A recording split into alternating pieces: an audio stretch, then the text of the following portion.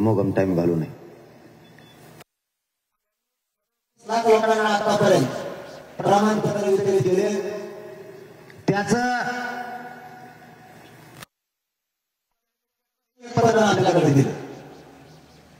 आपला म्हणणं बाकीचं कशाला दिले. त्यांच्या वंशावळीत आणि सुरू असं त्यांचं म्हणून त्यासाठी सही केली. आता एक मुद्दा आपला क्लिअर झाला. 54 लाख नोंदीचे प्रमाणपत्र द्या तर त्यांनी 37 लाख मराठ्यांना दिलेत. वरचे किती राहिले असते 10-15 लाख ते सुद्धा लगेच देतो.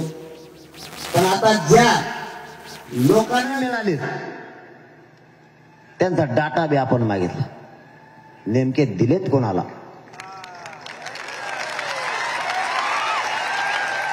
म्हणजे आपल्याला त्याच्यात ते स्वाप्त सुद्धा येईल. आता ते काय तेवढा मोठा विषय नाही. तो म्हणजे काय आपण लावून धरण्याचा विषय नाही. डाटा म्हणजे लावून धरणं नशीब आपलं प्रमाणपत्रात हे ते लावून धरणे डाटा नाही. पण तरी आपण मागितलं. तुम्ही ह्या 57 लाख लोकांना कोणाला दिले त्याच्या नावासह आम्हाला डाटा द्या. एक मुद्दा क्लिअर झाला. 54 लाखापैकी 37 लाख प्रमाणपत्र त्यांनी वितरित केलेत. राहिलेले सुद्धा करायला लागले. आणि हे जर आम्ही अंतरवले होते तेव्हा सांगितलं नसतं जमलं. काहीतरी खोड्या करून पाहिजे. आणि त्यांच्या नातेवाईकांना अर्ज करा. ते काम त्यांना लगेच प्रमाणपत्र दिले जातील. दुसरं, शिंदे समिती ही रद्द करायची नाही. या समितीनं काम वाढवत राहायचं, नोंदी सापडत राहायच्या. कारण मराठवाड्यात नोंदी कमी सापडल्यात आणि महाराष्ट्रात सुद्धा तिने काम करायचं.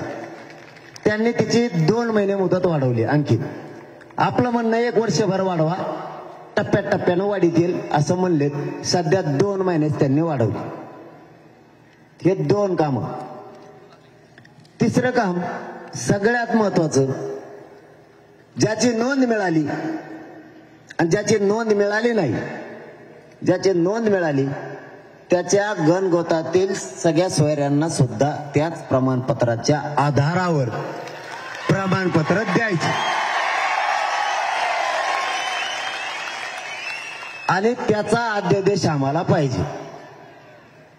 त्याचा अध्यादेश शासन निर्णय आम्हाला पाहिजे. त्याशिवाय त्या सोयऱ्यांचा त्या नोंदीच्या आधारावर फायदा होणार नाही. आता त्याच्यात काय झालंय,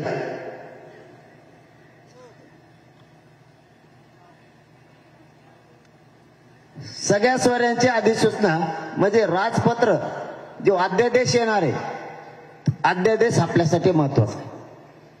या 54 लाख नोंदी प्लस त्या 54 लाख बांधवांच्या परिवारात ज्या नोंदी दिल्यात हा एकूण आकडा आणि त्या आकड्याच्या आधारावर जे सगळे सोयरे यांना जर द्यायचं असेल, कारण त्यांच्याकडे नोंद नाहीये, ज्या महाराष्ट्रातल्या मराठ्यांकडे नोंद नाहीये, मग त्या नोंद मिळालेल्या बांधवांनी शपथपत्र करून द्यायचं की हा माझा सोयर आहे.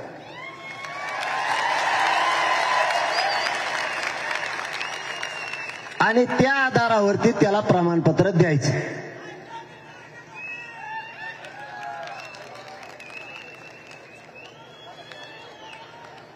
त्या शपथपत्राच्या आधारावर त्याला प्रमाणपत्र द्यायचं. लगेच त्या शपथपत्रावरती त्याला लगेच दिलं, तुम्ही नंतर त्याची ग्रह चौकशी करा.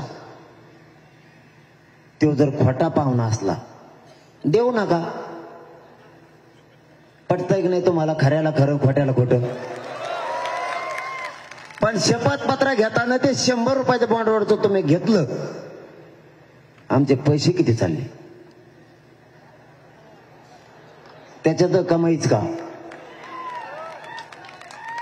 ते जर ते पण मोफत करा आपण त्यांना सांगितलेलं आहे, बरोबर का? कुठे गेले ते? बरोबर ना?